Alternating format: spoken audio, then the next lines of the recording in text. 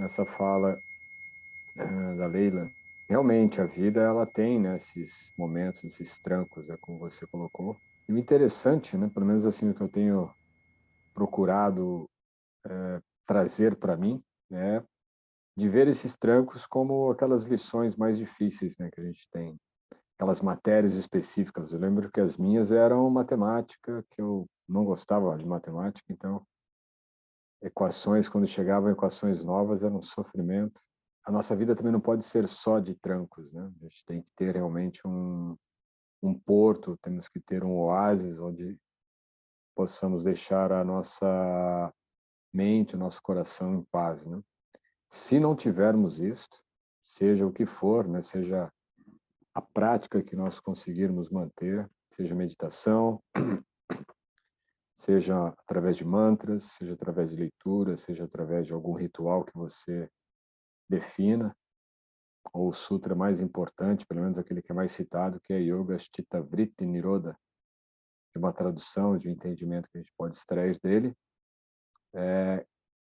por ser um sutra ou um verso sem verbo, então basicamente nós teríamos yoga, palavras, Chitta, Vritti e Nirodha, né? E a tradução que eu costumo dar é o yoga com dois estados mentais, um estado mental que é Chitta Vritti, Vritti é instabilidade, ou podemos entender também como o lado escuro, aquele lado que nós não reconhecemos ainda em nós, né? Aquilo que está debaixo do tapete, aquilo que está no nosso subterrâneo, no nosso inconsciente e subconsciente. Então, esse é um estado mental.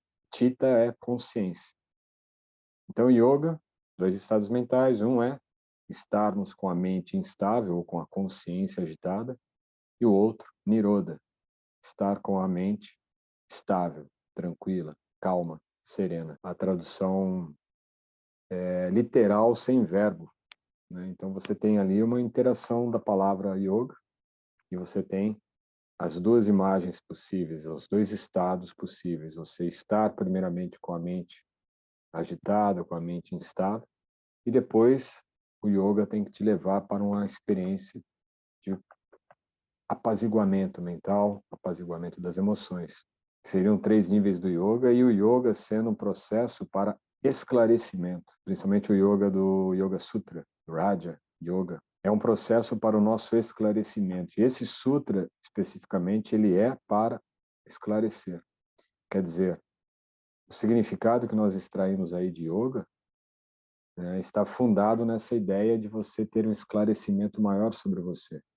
Enquanto não estamos com clareza, não temos luz sobre o que há dentro de nós, e esse dentro de nós é justamente a palavra chit, né, que é consciência, mas também significa o espaço da mente, porque chita é traduzido tanto quanto mente, como também como consciência, porque a mente ela é um produto da consciência.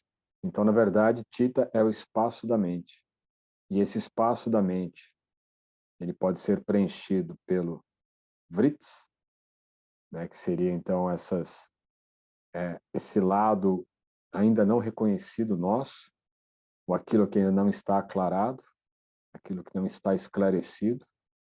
E Niroda, a própria palavra Niroda significa cessar a instabilidade, mas também essa instabilidade, sabendo que ela vem dessas sombras, né, desses elementos que nós não reconhecemos ainda, que não temos o esclarecimento, ela se torna então um conteúdo instável.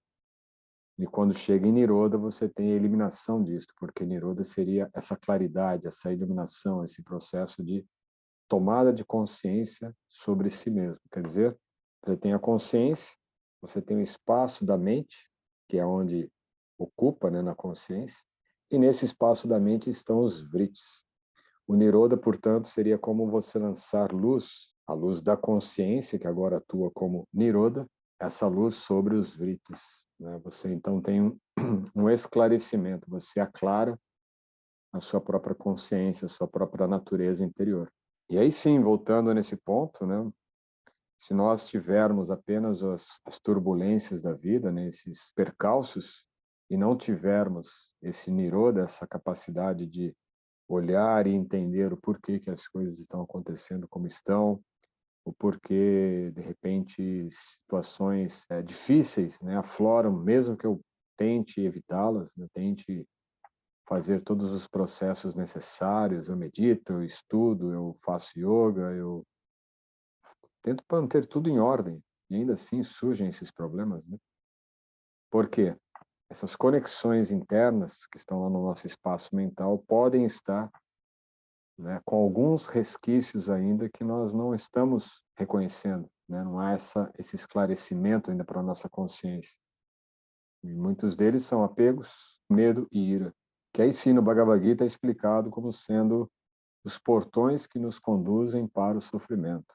É dentro desse processo, desses 3 portões, medo, apego e ira, que esses vritis, né, essas sombras, vão se fortalecendo. E eu até expliquei isso na aula anterior também, sobre os vritis, eles são os movimentos que a vitalidade nossa, né, os nossos pranavayus, nossos ares, através da vitalidade, a nossa mente ela é feita de prana, e aí sim esses pranavayus, esses canais são irrigados pela nossa vitalidade, pela energia respiratória, e aí você tem, à medida que esse fluxo energético passa pelos canais, ali então ocorre a manifestação dos desejos, que são os vasanas, né? Esses desejos inconscientes. E isso vai gerar esse movimento na mente, que é como é traduzido geralmente como instabilidade mental. Então você tem o entendimento como instabilidade mental, os movimentos da mente, mas esses movimentos são, na verdade, a ausência dessa luz, dessa consciência que aclara, consciência que esclarece. Mas o movimento que você está fazendo é justamente para inibir, né? Calar esses movimentos dos vritis, porque é um esforço de você sair um pouco mais cedo para poder chegar aqui e participar da meditação. Peguei esse seu gancho só para explanar um pouco esse conceito, tá? Mas